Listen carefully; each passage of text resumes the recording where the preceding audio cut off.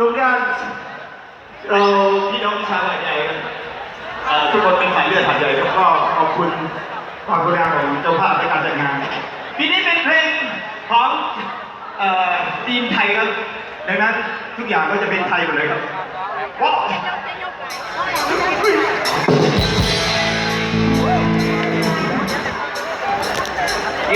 ปีต่อไปเจอพวกเราน้องเองมาก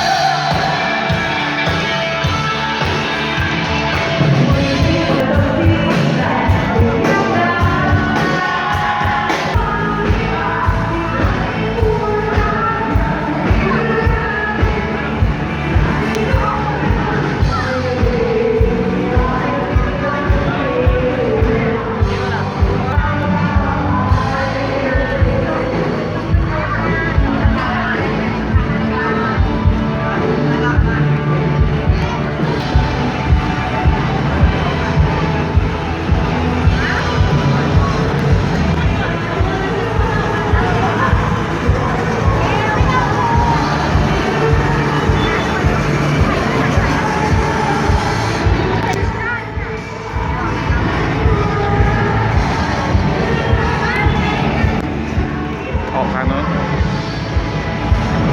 ออกแบบนู้นเลยครับ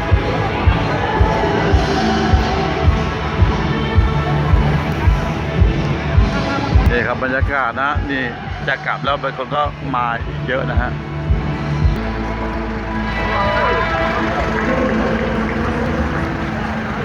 นี่อันนี้สายสองฮะสาย3จัดงานนะก็อย่าลืมครับกด subscribe ติดตามงานทาง YouTube ด้วยนะช่วยแชร์ต่อบอกต่อรับต่อด้วยขอบคุณครับ